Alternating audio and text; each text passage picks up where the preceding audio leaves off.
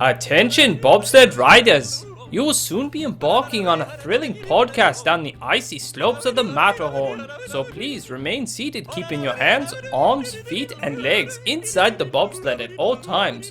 Auf Wiedersehen!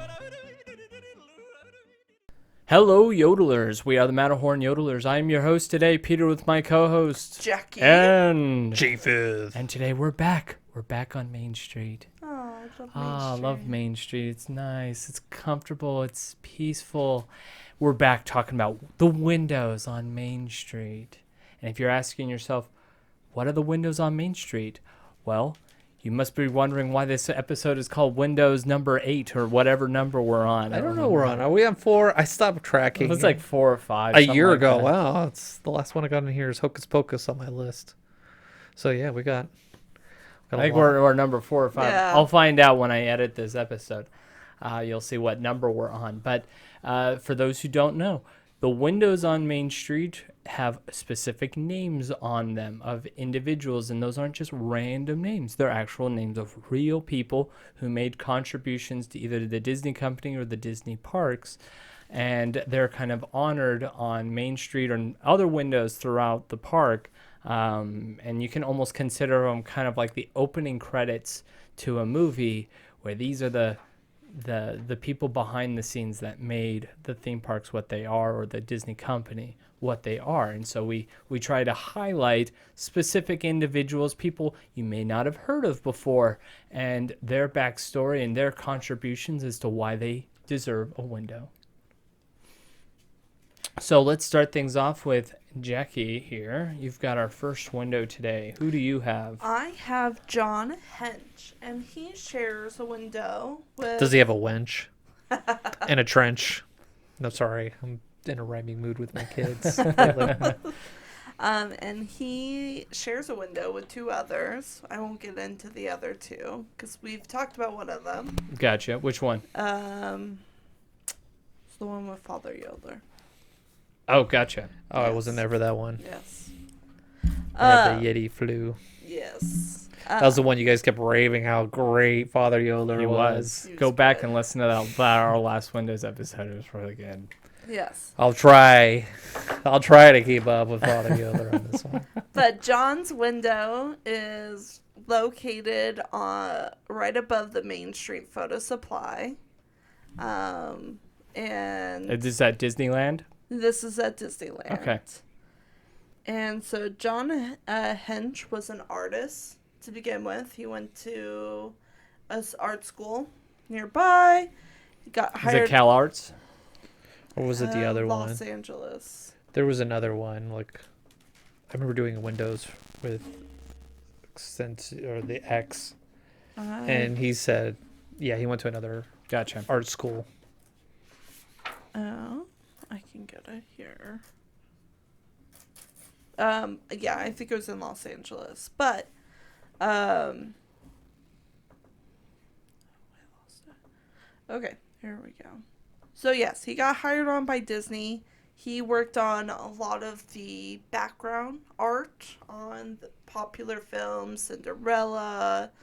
He's kind of like a Claude Coates type of guy. Yes, Background artist. Three Caballeros, a lot of films he worked on in the background. One of the big films he is known for is he worked on the special effects for 20,000 Leagues Under the Sea. He worked on the big Squid. squid. The squid attack. And the hydraulics are behind that. And 20,000 Leagues of the Sea. yeah. I was watching that movie this week. It's really cool. Yeah. It's really slow. It is. It's a slow movie, but it's one of those, like, it was the big It was. blockbuster. Like, Disney went in, like, we need a blockbuster film, and they spent millions to get this in, and it was huge. Fun fact about that one. So, like, the whole scene where they're walking underwater and, like, you see all the rock formations and things like that, that stayed. They didn't demolish that set. In fact, they just covered it up because it was, like, underneath the sound studio. They just put the floor on. And so they reused that for the movie Armageddon for the asteroid. Oh, that's crazy. That's the same Oh. set as 2000 Leagues Under the Sea. Didn't smell like mold at all. Nope, not at all. When I cover up my wet sets, they're no mold. It's amazing. Yep, and because he worked on the special effects, that he did get an Oscar because of that. And so he then moved on from movies and worked in the Disney parks. And his first assignment was designing attractions for the original Tomorrowland at Disneyland. Ooh, hard job. Yeah. And he helped do Tomorrowland, Adventureland building, walkways. It was like he was working on New Orleans Square, Snow White Grotto, so a lot of like the walking paths and the, in between lands and such. He dealt with the transitions Yes. in between lands, which did a great job. Right.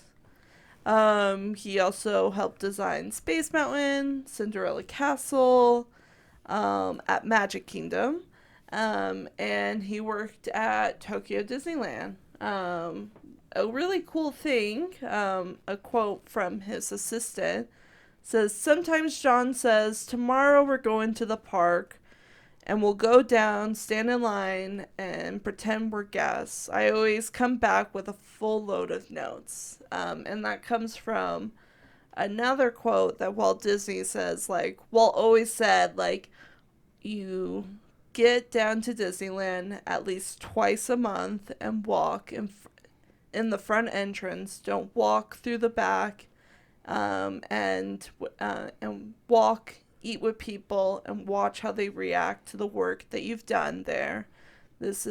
And with that approach, he made big changes in his career and life with that advice. And that would be one of the biggest flaws that Bob Chapek had, was that he did not do that. He did not walk with the people. He did not walk through the park. Like, anytime he did go to the parks, it was because he had to. He was forced to, because something was opening or whatnot. But like, He's like, "Ew, don't touch me." yeah, he was very much like that. Yeah. So I think that advice in general, like, participates in anything. Yep. That you do, whether it's a business, life, if you're managing something, is just to be involved. You got to get in the trenches. Yeah. You can't stay in the ivory tower. Mm-hmm. You gotta see it from the perspective of kids and parents and what it's like. Yep. Yeah, and I think that's one of the reasons, approaches that Disney does that makes it successful, especially early on. So he worked on a lot of projects in the parks. He also was the official portrait artist of Mickey Mouse for the 25th, the 50th, the 60th, the 70th, and the 75th birthdays. So all of those pictures he painted. And he also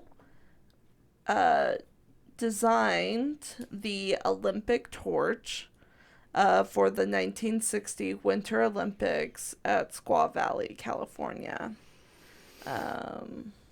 Cool. Which is cool. That's always like a cool thing where like you get assigned to do something like that. Like, be like, oh, we appreciate the work that you do, so you get to do something that like it's is not gonna related to Disney. It's not related to Disney. It's like you get to design something for It's a the humanity Olympics. piece. That's what the Yeah. Olympics are. It's Absolutely. to bring us all together as human beings and just compete and the goodwill of it. Right. So that's really cool. I always love hearing like when these people get to do opportunities like that. It's Yeah. amazing. So in 1990, he received the Disney Legends Award by Michael Eisner. And he still remained a Walt Disney Imagineer until 2004. And he celebrated his 65th year with the company in 2004. and he passed away on February 5th, 2004. So basically He lived- died as an Imagineer. Yeah, and he worked full-time for Disney until the age of 95. Wow. That's crazy. That is. So he started working when he was 30? Because he was 95, right? Yeah. Yeah, 95. 95. So he was there for 65 years. That means he started when he was 30. Yeah. That's a lifetime at one place. That's nuts. And just to see your contributions grow and, Yeah. solidify. Working 65 years for a company, I think you deserve a window. That's true. I think Yeah. that's a fair compromise. It's You make funny. it that long, you get a window. Early on in the park days when he would be in the park and stuff and people recognized him and thought he was Walt Disney Yeah, and he would does. ask for his autograph. He People does would have a ask for very his similar autograph. facial. He has, look. it is the mustache. It's the mustache look. And so, that was funny. I can see how people might make that mistake, Yeah. especially in an age where the internet doesn't exist. Yes. Waltz, he came out of cryotherapy. He's alive. He's like that old guy that has, a shirt. This is like not Bernie Sanders. Right. So he probably had a shirt that's like not Walt Disney, just so people would still leave him alone. Like, I know I look like him, but please, like, give me peace. Yeah. But yeah, he worked really closely with Walt and made a big impact in the Disney company. Great. Thank you for sharing about John Hench. Look him up. Learn more about him. Yeah. There's a lot of stuff there about him. He's got a big history with Disney. So, all right. So, Well, I gotta ask Jackie one Okay. thing. What was the coolest thing that you thought he did? Like on the research, like what was the like cool crown jewel of his like career that you're like that was kind of like the that's cool. I think he was an artist. Oh, sorry. Technical difficulties. Technical difficulties. Okay. Hey, you positioned your mic differently today. Did I? Yeah. Yeah. It's facing. Like, you're going straight on. Oh. Well, you can hear me, right? Yeah, it goes in kinda and fades out. in and Oh, out. should I? Yeah, probably. You need to fix yourself. It's this toggle right here, up here at the root. This? You probably need to position it like that. Yeah, Oh, all right. Can you hear me now? Yes. that's better. Should have told me earlier. I didn't realize till We like weren't sure because you were moving your head around. Oh, do I need And to so- redo it? No, you're no, fine. you're fine. You're Okay. fine. Don't worry. We apologize to all the listeners for our bad audio. We won't apologize for the first like 120 episodes where it was We like all had one mic. one mic and we're Yeah. like, it's your turn, get closer. Lean in, lean It got in. weird when we all had to laugh at the same time.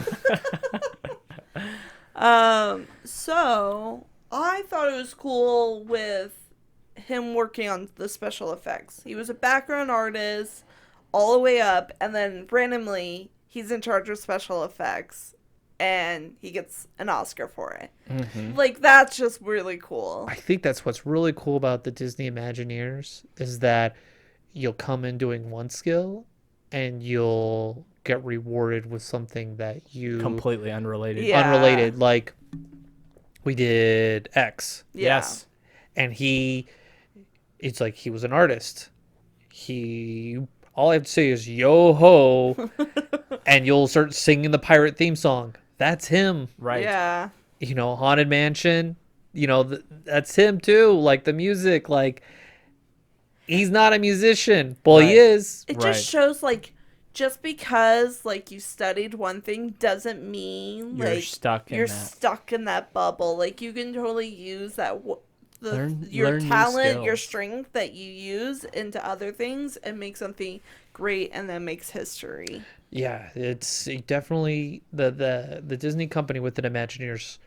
It seems like it pushes you out of your comfort zone, Yeah. and especially during the time of Walt, they were always like, "Go." Yeah. Just like he told you to do it, you did it. Like you didn't ask like, "That's not my job. I don't do that." And Right. He'll be like, "Well, I'm never gonna ask you to do anything again." And it's just like, obviously they don't do that today, and it's just like, I don't know Sometimes- what it's like to be Imagineer now. I don't know how like they do things. Obviously, Walt is It's that a different that drive. process, that's for sure. I'm sure there's some bureaucracy now. Oh, for Well, sure. it's more of like if Disney like from what I've gotten from what I read and watch and things like that, it sounds more like if they have a specific project that they're working on, they'll go find the expert of that subject and be like, okay, you're an Imagineer now, Okay. and just like yeah. you're working on this project. You are now an Imagineer, Uh, and so it's going to be people who are unrelated to the Disney company, but because they're an expert in that field, they're like, okay, you're an Imagineer. Oh, you're you're going to really develop good at this. painting rocks. You're gonna paint. Oh, rocks. you're an expert in Polynesian culture. You're in charge of the new DVC tower, Yeah. sort of thing. I can see that instead of having. I mean, I think you just hire them as a consultant and then drop them once they're done, right? And that kind of tends to be what happens. Or they're just contracted. Or they'll put them in a project that they're not comfortable doing, and they're like, I'm out. Yeah. Like We call those project managers where I come from. Like, oh, you're a special project manager, and you get like the worst project ever. I mean, you can look at Joe Rohde, for example. I mean, amazing at what he has Yeah. accomplished and created. And then what did they do at the end? Oh, you're in charge of Marvel. Like, I built Animal Kingdom. You putting me in charge of Marvel? Like, all right. You know, and he did the best he did. He did really well for what he did before he was just like, I'm done. he's can't do like, this. I don't. This It's isn't hard to me. get ramped up to Yeah. do something that's already like created. Right. Yeah. Cool. Thanks for sharing. All right. I've got the next one. Let me interrupt you again. All right, Yeah, interrupt no, me I'm just joking. Sorry. That's how it works. I get it. I'm used to it by now. Hey, at least your father recognizes your voice. That's right. Inside joke. Father. It still hurts. He's listening to this now. I know. He's going to be like, that was like 3 weeks ago. Yep. All right. So I have a man by the name of Iwerks. Do you guys know who Iwerks is? I was- Just by the No, sound of his No. I was name. butchering his name while we were driving up. You were like, Ub, and I was like, Oof and Oof and Right. Yeef. Iwerks. Ub. I like to consider him kind of the silent third partner in the Walt Disney Company at the very beginning. Boy, that's pretty tough because Roy's pretty quiet. Well, people know who Roy is. They do know Roy. Yes. Nobody knows who is, and that's kind of, and his story is kind of an interesting one that's dealt with some controversy ish. Scandalous. I just Yeah. like imagine like Walt Disney, Roy Disney, and Ub walking in a room, right? And like, Ub's wearing a black suit. Yeah, It's like and, like- like the. and they're approaching like this guy, and they're like, "Who's that guy?" And they're like, and Walt's like, "Don't worry about him." There's a story. Oh, is there? There's Okay. a story. And that actually starts a whole thing. Is this story kind of a similar situation to that? But a little bit about Ub. Ub was born in Kansas City, Missouri, on March 24th. Right, 4th? Is that a 4? That looks like a 4 4. from my angle. Right, March 24th, 1901. So the same year Walt Disney was born. But he worked with Walt at the Kansas City, Star or Tribune. Yeah. Depends on which one. Which one? Yeah, it's some advertisement company. And they kind of grew to become best friends. Oh, those were the newspapers that they used to do. Yes. Okay. Um, Because there was a marketing animation company that Roy told Disney to go, Walt to go apply for, and it was his first job. right. So it may have been that one. And so they worked there for a while, and so they decided because they worked well together. They talked about how Walt and Ub were a really good team.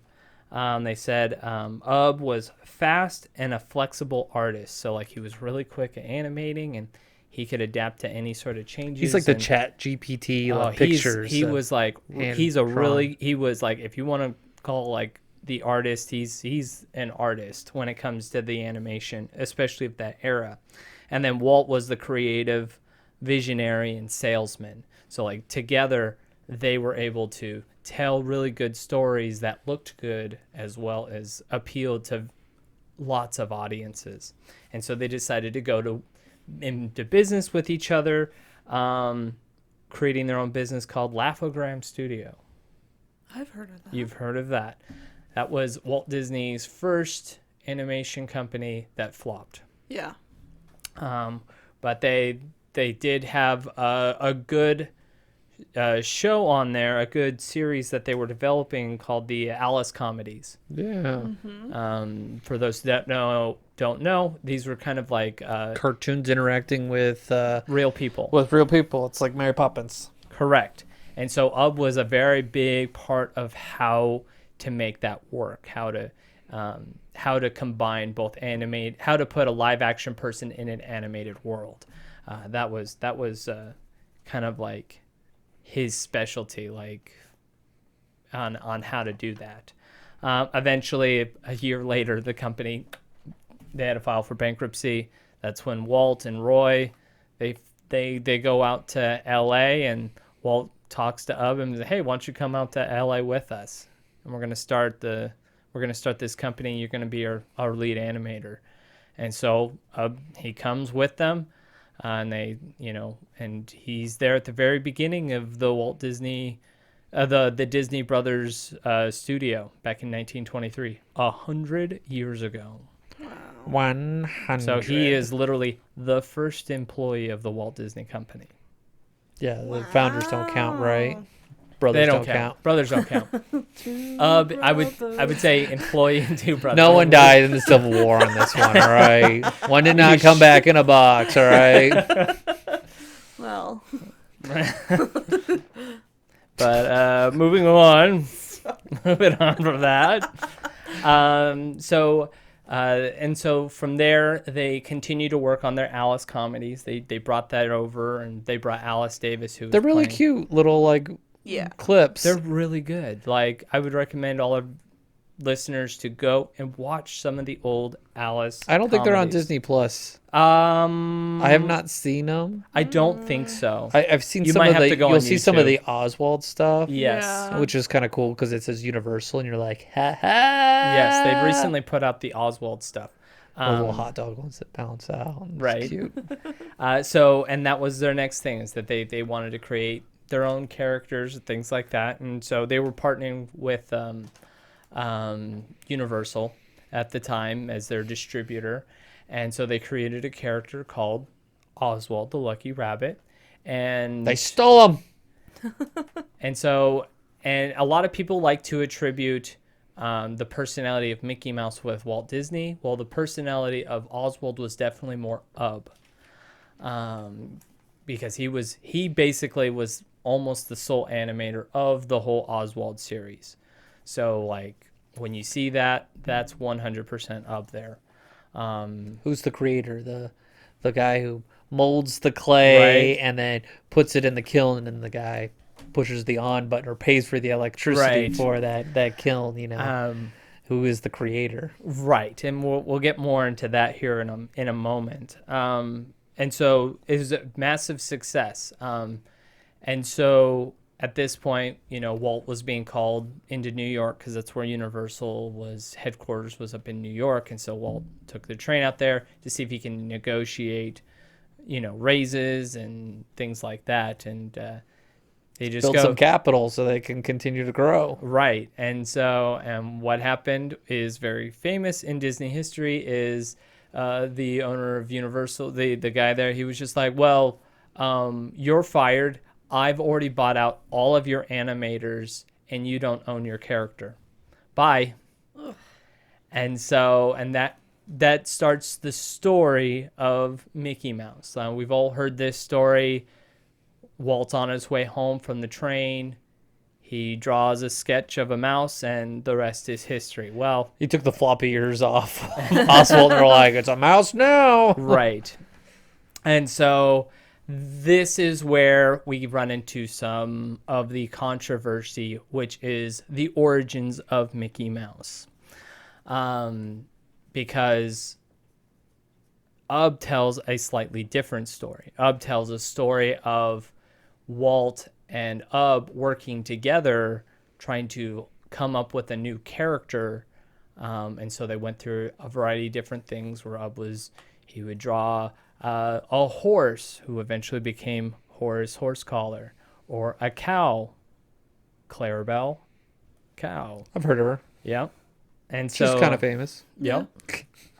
And so, yeah, so like those were some of the things that had come up with. And then, the discussion of like who came up with the mouse first, that's up in the air as to like what the order is. In my opinion, what I think happened was I think they had this meeting before Walt went over to New York. Like, how do we expand characters Right. and grow? And so they're trying to figure out what can we do. And so maybe you could present and then maybe it there. on Walt, he came back. He gave Ub a rough drawing of a mouse cartoon, and then Ub kind of sharpened it Did up. they ever did they ever find that, or did they have the original like mouse picture? Yes, I think they do. I think they do have it. But it's in the vault with the Ark of the Covenant yeah. in For Area sure. 51. But Ub was the person who cleaned it up and designed what we know as Mickey Mouse today. So yeah, someone comes up with a sketch going, this is what we're going, and then the guy actually makes it from the sketch.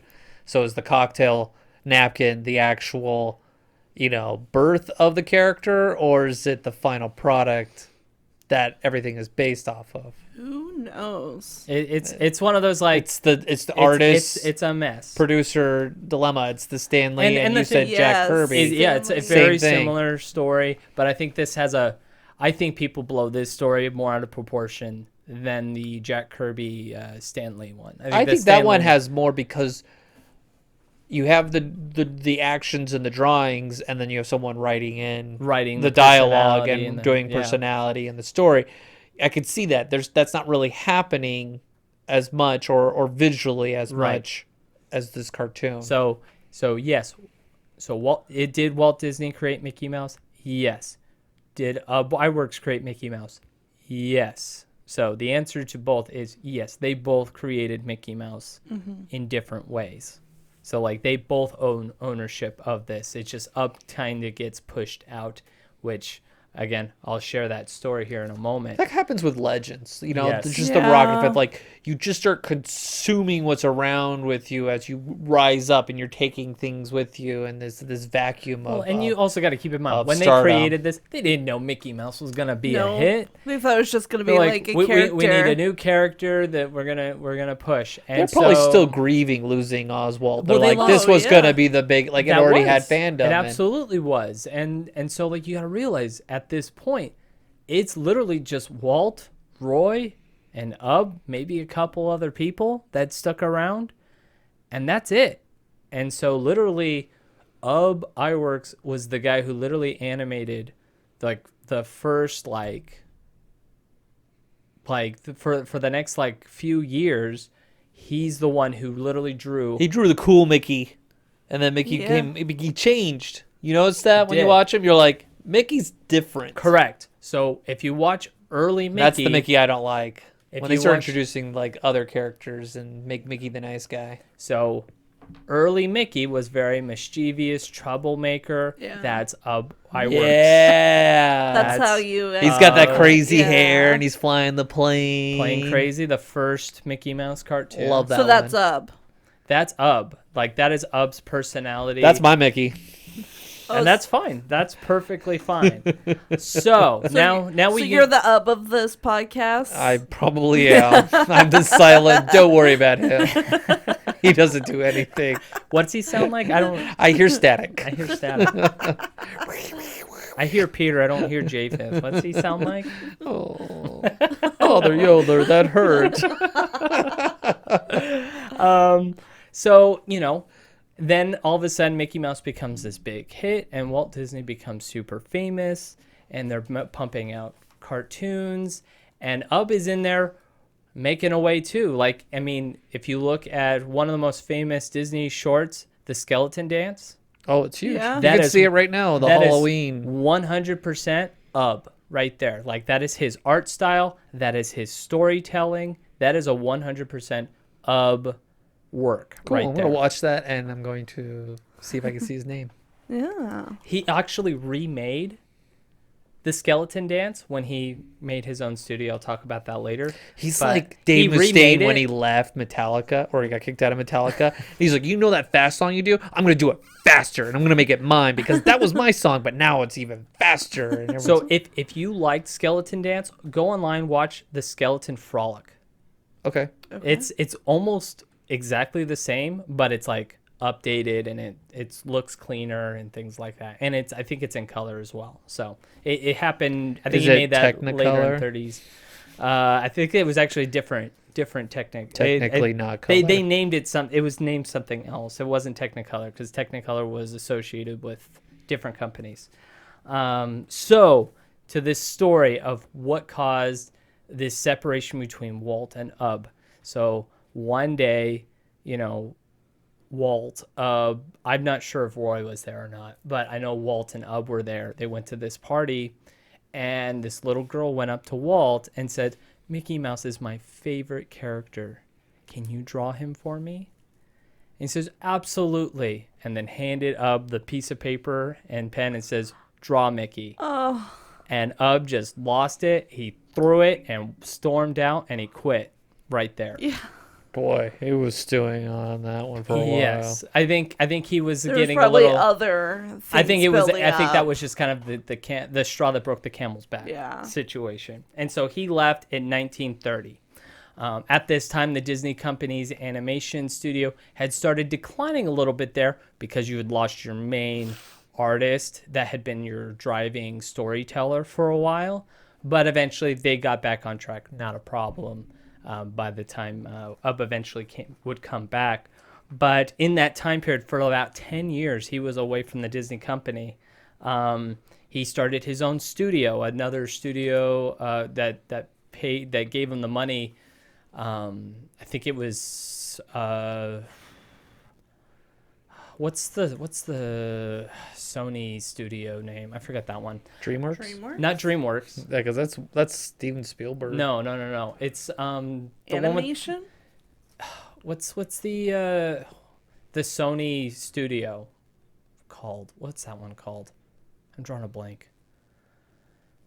It wasn't owned by Sony at the time, but I forgot what it was called. But they saw Ub as they thought maybe Ub was the magic behind the Disney Brothers company. And so they're like, okay, we're going to pay for you to open up your own studio, to create your own characters, to see if we can replicate again The magic over here. What, Like if what you just say you're happened. as good as you are, and you Right. are, then you're gonna do it again. And he had a good track record. I mean, he literally animated most of those Disney cartoons. He left shortly right after they had started doing the Silly Symphonies. But yeah, like his name was on almost every single Disney short that was extremely popular at that time. And so they were thinking, you know what? I think we're going to strike gold here. So some of the big hits. Remember Flip the Frog? Who doesn't remember Flip the Frog? Yeah. Or It's better than Flip the Bird. was it Willy Whopper? Remember Willy Whopper? I remember Willy Wonka. Oh my. So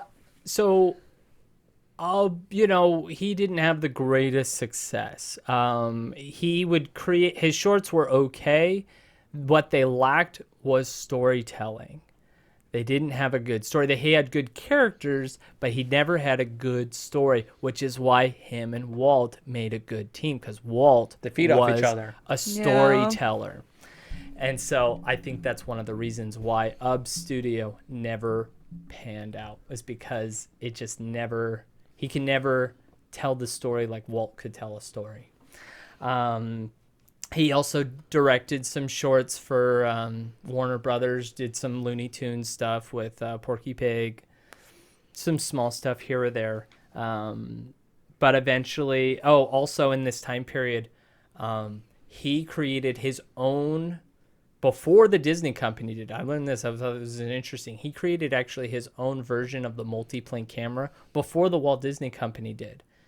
The difference was that we've all, if you've seen the Disney companies, it's very tall. It's very tall. It's layered pictures. Right. Ub's was long. So it was on the ground, and so it was It was a horizontal, horizontal and not vertical. So that was kind of like the main difference. But yeah, so like that was the difference. But I think everyone liked the Disney company ones better because I think it was more space effective, having it long rather than long, tall than long. Gosh, I hate. We hate got your trying to, like, back. We know what you're explain that. saying. And so his company fails, his studio fails, and so Walt comes back to him and says, we want you back. We miss you. We want you back. And Ub goes, I'll come back, but I'm not going to animate for you anymore. He's like, okay, well, what are you going to do? You can shine my shoes then. And he's like, well, what are you going to do? What do you want to do? And he goes, I want to do, what is it? He wants to do special visual effects. So he does a lot of these special effects in all of the movies and things like that. So basically from the 40s onward, he handles a lot of kind of the camera effects. You've seen like Darby O'Gill and the Little People, like how you get the leprechaun with the regular people in there, like that sort of stuff. Even in the animated films, that's why you see the live action characters come back into the animated in the Goodwill movies from I think the Three Caballeros. Oh, okay. You see Yeah. You're right. That's Ub was integral. Sorry, you said Goodwill, and I was just like, Goodwill Hunting. No, how about sorry. them apples? I was like, Right. no, get off that. And so like he did a lot of that. He created the technology behind the Mary Poppins like animation sequence, combining that whole process, integrating the actors in that world. It was done completely different, and apparently it was done in such a way that could never be replicated again. Truly unique, the way he did that. In fact, I believe that's what he got his Oscar in, was when he did that. He also was a big proponent of introducing the zero graphic process, which is basic Xeroxing animation. That was big cells. after Walt died. Yes. That's why you see that one YouTube video where like Mowgli's going over the same thing as Yeah. Christopher Robin, Right. and the dance sequence with the Seven Dwarfs, and then Robin Hood. It saved a lot of money to do this It's- process. I didn't It's realize it effective. until like I had to like found one of my crazy facts where it's just like millions of cells Right. for a movie, and you're just like, oh yeah, you never think of it like how many scenes or how many drawings per second. Mm-hmm. And so yeah, definitely. So like he was a very big part in making that Copy process. paste. Yes. Yeah. Now you may be wondering, what did he do for the theme parks? Why did he get a window in the theme Yeah. parks? Come on. He's we at got that one point over yet? the Xerox machine. So have any of you been to a Circle Vision movie before? Yeah. Yeah. He developed that technology for the camera as well as the projection system itself. How cool. Yeah, and it wasn't in existence, so Yeah. Like they did like portion, like I think they did like 180 before, and then Walt asked him, hey, can you do 360? Because yeah, I think we can figure that out. And so he did that. he's the reason why you stand up in Yep. those attractions. Yep. You And can blame China You can blame and Canada. Yeah. blame It's his fault. Instead of Dang. creating a room that circles around and you can enjoy it. You sure you want to be related to on this podcast? I didn't have a choice. Peter's just like, you're And I was like, I don't want to use like I never said that. cue static. He also played an integral part in the creation in the great exciting attraction, the Hall of Presidents, on how to project on those massive screens, because the technology was not there to project on screens of that size. Because if you've ever seen the Hall of Presidents, like those screens are huge, and he developed the technology on how to project on those size of screens. That's cool. Yeah. And then probably the one that you would probably recognize the most would be his work in the Haunted Mansion. He's not fully credited for this, but he worked really close with Yale Gracie on a lot of these effects. So, for example, the Madame Leota projection. Within the ball. That was a big thing there. That's cool that he like got to do something different from how what he was famous for at first. Correct. Instead of getting lost in Correct. And he also for the singing bust in the Haunted Mansion as well. So he created that technology of how to create that endless loop projection that could go on for hours and hours and hours without changing.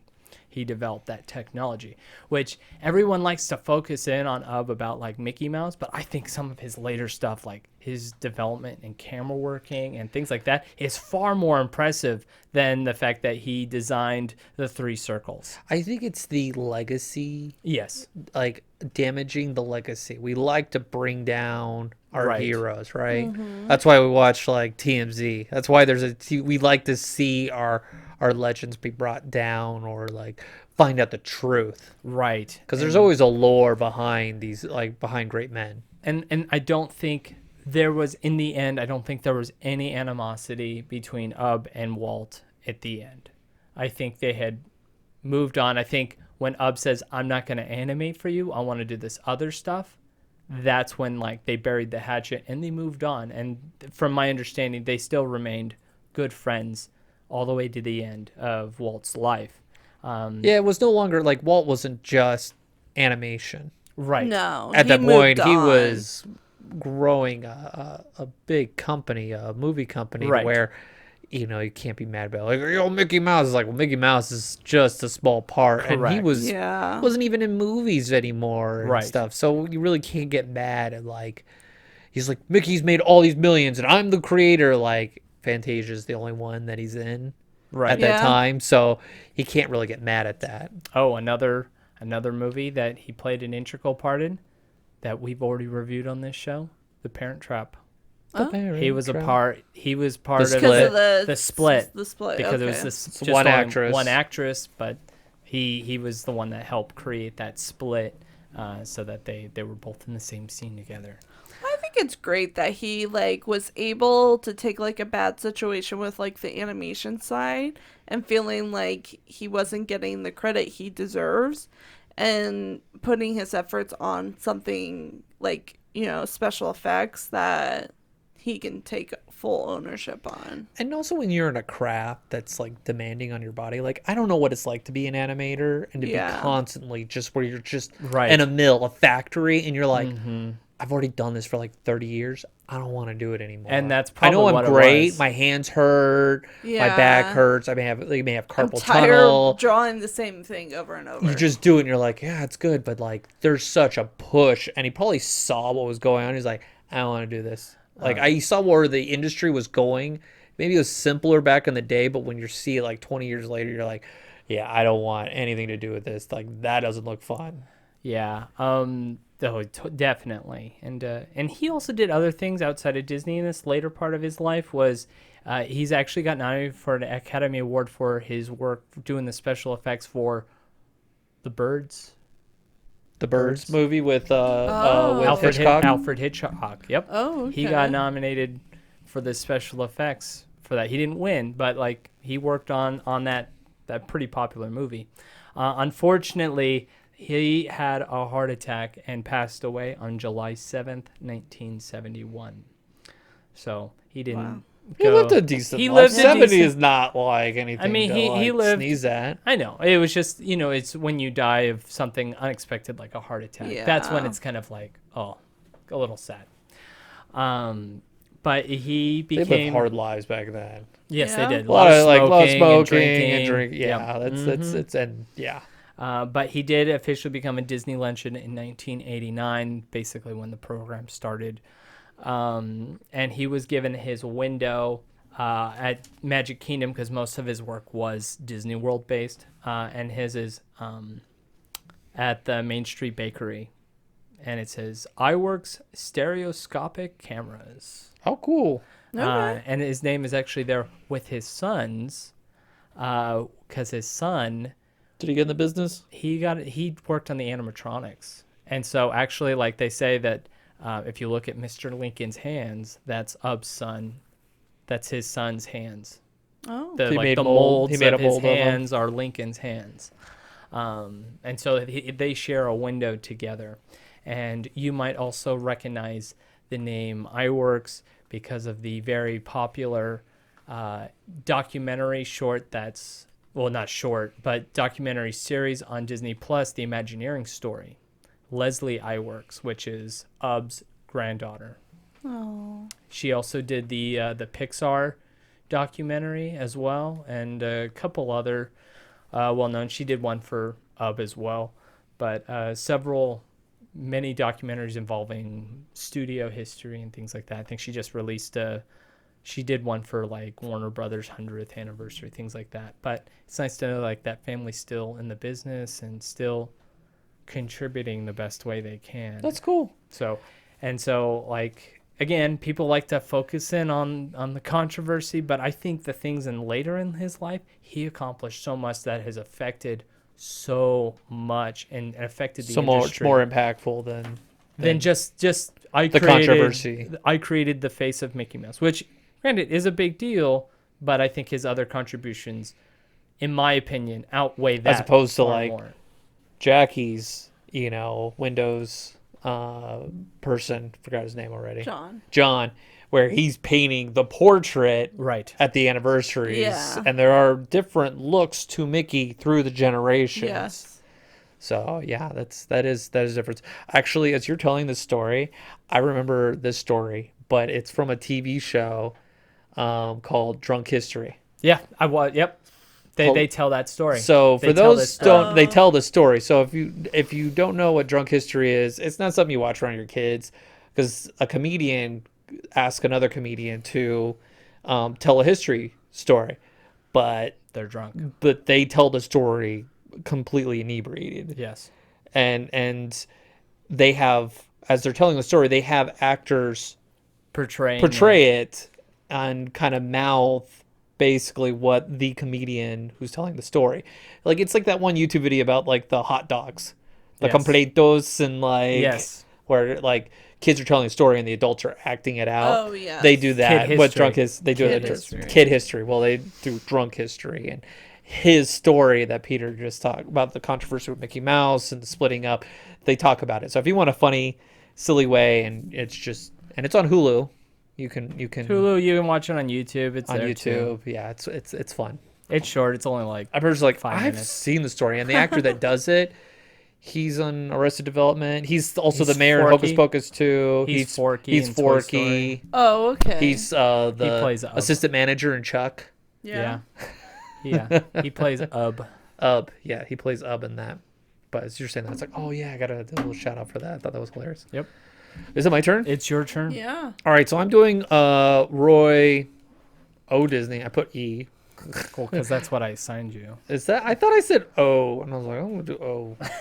You wanted the big one. I wanted the You wanted the big one. I wanted the big one, I guess.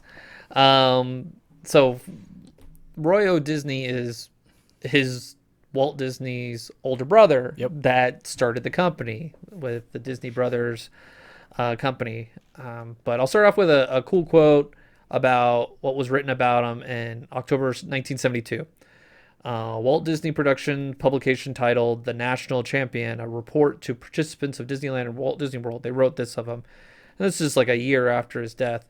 Of the thousands of persons responsible for the creation of Walt Disney World, no one played a more important role than the late Roy O. Disney, long known as the behind-the-scenes financial genius. He was thrust into the leadership role by the untimely passing of his brother Walt Disney in 1966. Throughout the busy years that followed, Roy devoted nearly all his time and energy to bring Walt's dream to reality. It was a dream that was staggeringly complex, and yet with Roy's guidance, it did indeed become a reality. It's like, we may not have Disney World Correct. without Roy. Oh, yeah. All right, so Roy is just as important to this story as Walt is. yes, Yes. 100%. like Roy got it done. So it's I thought that was just it shows the impact of what he is, and then we'll go into a little bit like So he was born in 1893 in Chicago, Illinois. So he's 8 years older than Walt. Right. And the Disney family moved to Marceline, Missouri in 1911. Walt and Roy, they worked together. They had a paper route with the Kansas Star and Times where they had like 1,300 customers. That's kind of nuts that they're going around doing all the newspapers and trying to get it all out. Roy graduated in 1912 and worked at a bank in Kansas City with Raymond Arnold Disney. That's the oldest brother of them, which I had no clue existed. And he was more of an insurance person, but he loved Arnold. Raymond. He loved his like brothers and watching them. And Roy O. Disney's wife and Raymond Arnold Disney's wife were like best friends and they were close. And so the quiet sibling, the staticky one, me, right? Yeah. he was insurance, and so I had no idea. So getting a 2-for-1 with brothers today, right? You're nailing all the family. Unfortunately, he was the oldest sibling. He had to watch his parents die and his 2 younger brothers, and he loved his brothers and watching like what they were doing. Even though he wasn't directly involved, he was just like he had a good sense of family pride. There was no jealousy or anything like that. There was true family love right there. There was, and you get that feeling of like that's the theme of Roy is like it's about family support because you know a little bit about their upbringing. Their father was not really successful. No, just always trying to make it work, and they never made it, and that's where you see that spirit within Walt and Roy, just like keep going, like just keep striving.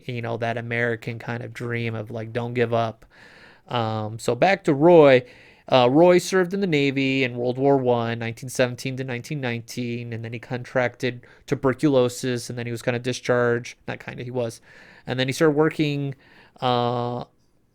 after the Navy, worked as a cameraman and a bookkeeper and a cell washer at a little animation studio. And Roy actually heard about a position while working in a bank and told Walt to go for it. It was Walt's first art job, and it was an apprenticeship at the Pesman Rubin Commercial Art Studio. Yes. So, there's Roy, just like, hey, bro, getting it started. Just a little nudge. Like, you can do this. And it's crazy, just the little things that can snowball into, like, greatness.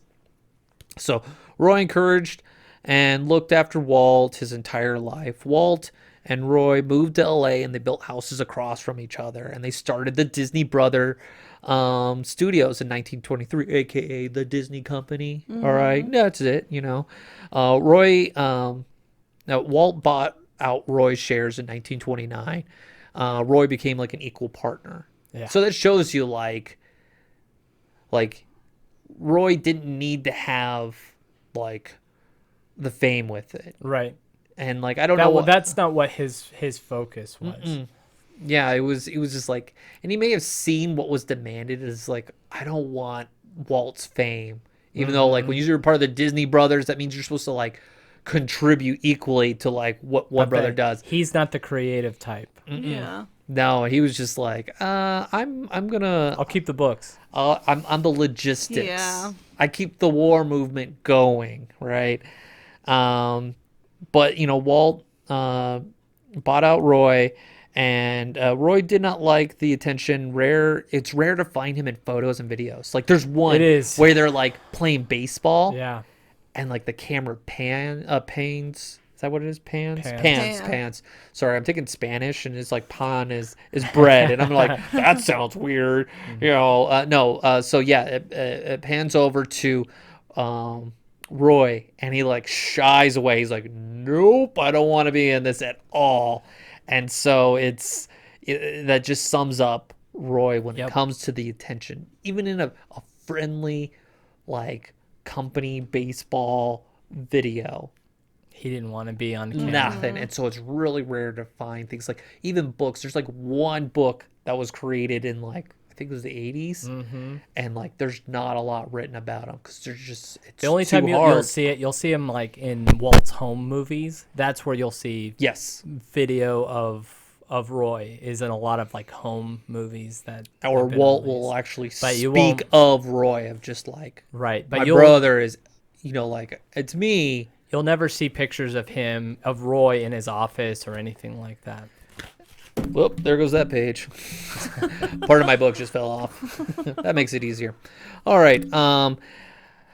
Roy was like the CEO in 1920, but not officially till 1968. He shared the role of chairman of the board and then succeeded Walt in 1945 to be the president. And that's about the time when like the strike was, the war was. And like Walt probably comes from the trip and he goes, I can't do this admin stuff. Yes. And Roy's the one that pretty much like kind of started the strike, and he basically like ends it. You know, he sends Walt to South America. He goes, go to South America. I'll fix this. I need to fix this. You're getting too ramped up here. You know, you got too much emotion, kid. So yeah, relieve them of the admin responsibilities and go do what you're great at. Pretty much, be creative, build, do awesomeness. I'll take care of what we've been doing here, and he does that with deals with like funding for Disneyland and ABC rights and he is, the blood of the creativity of Walt, and he's just the unsung hero. But it's like, but that's not like what he's really known for in, that's not why he has Window. He's not a Window because he's the financial guy. He's known because of Disney World. He doesn't have a window at Disneyland. Nope. It's Disney World. Disney World. So here we go. Disney World would not have happened without Roy. No. Yeah, no. No, it really doesn't. So this is what was written. 1 week after Walt died, Roy told the executives he was postponing his retirement. At this point, he's like, what? He's in his 70s, right? Something like that. It's close. And he's like, I'm ready. I've been looking at these books for too long. And he goes, also, he said, we're going to finish this park in Florida. Because Walt had already started doing land purchases. And he'd done like photo ops and goes like, this is what we're doing. And he goes, and we're going to do it the way Walt wanted it. Well, good thing. Well, unfortunately, he wasn't there for Epcot. That's no. I want everyone to do just exactly what you're going to do when Walt was alive. First decision was to call the project Walt Disney World. And he was a stickler. He would correct people. He'd be like, it's not Disneyland East. It's not, not Disney World. It's Walt Disney. It's Walt Disney's World. Like, it was like, this is for my brother. He would get frustrated. He would do that, like, frustrated, like, take off the glasses, like, rub the forehead and be like, and he would just like, I'm going to say this one time. And like, that's serious. When an old man says that. When it's like, when the old man says that. All right. Because nobody else has that kind of weight like he did probably. That was, he got it going. And you got to think of like the fear. Like when you have one charismatic leader leading a company, his name's on the company. Yeah. And he he places the fear and goes, I'm going to do this. We're going to finish this. We're going to get the ball rolling to get us over this little like dip. And so he did it, in 40 years, Roy focused on his expertise of finances, the escalating costs, the labor challenges. You're in the middle of Florida and you're trying to build something that's amazing. We talked about that in the one podcast, right? Like, of what was built and how quickly they got it done, and to raise up $400 million in the 1970s. That's a lot. That's nuts for a project in the middle of nowhere. And he helped negotiate the rights for creating the Reedy Creek Development District, and like he did so much. So it's his fault. We're not going to get into that. No. We're not going to open up that can of worms. No. That's another podcast. When the dust has settled. When the dust is settled, we'll have an episode on that. Yeah. With Reedy Creek. Yes. And so after the dedication, a few months, Roy died in December 1971. So the park opened October 1st, 1971. And he said he had this cloudiness in his eyes, and he was all like, oh, it just might be something. But he actually had a cerebral hemorrhage. And so he died fairly soon. Yeah, and people asked him, was like, "Why are you doing this?" He goes like, "Well, I have to answer to my brother, if I don't get this done." Right. Yeah. And that's a really cool motivation. It's- And you hear that and you go like, he gave everything He Yeah. did. for this, and he'd given his whole life, his mantra, it was to help my brother. Like he saw the awesomeness of the stardom and the creativity and the work he was doing. Yeah, and I've got a really cool story that's part of the building. And he goes, during the 1960s, when he was buying up property in Florida for like $200 an acre, there was a holdout, an old lady. She was told like, oh, you can get like $5,000 for your small property, which was probably a lot back then. I don't know. And Roy decided to pay her $12,000, and she was overjoyed because she's like, I made so much more than I was expecting to get and probably what it was worth. And Roy goes, I believe it's nice to help someone in their old age. It's like, it just shows you like a man who's been in finances and worked deals, at such a corporate level, and just to be at the ground level, just to like, let me help this one person out. Right. Yeah. Like they don't have much time on this world, and like, let's be a good person instead of like, I'm going to hold out and I'm going to build a power sewage plant against your house. And right. I'll stink you out, old person. Right. You stubbornness, you got like up, and we're like, we're going to build around you. Right. Right. Exactly. But in the end, there's this kind of nice quote where it goes, as Roy puts it, it is a name that is good, more than good anywhere in the world. Life devotion to helping a brother's dream become a reality. And I was like, oh, I thought that was really cool. Yeah. Like, Roy, earned that window. He did, It's above the confectionery at Disney World. I had to look it up when Jackie started. It's like, yes, it's here. And I'm like, I don't know where it is. I know it's at Disney World. But, you can make the case. You can be Walt without Roy. It's hard to say, because Walt was the dreamer and Roy was just like, I'll get it done for you, bro. Yeah. He was. I'm your, right-hand man. It's a beautiful thing. Like what a brotherly love can do. Yeah, don't static him out. Right.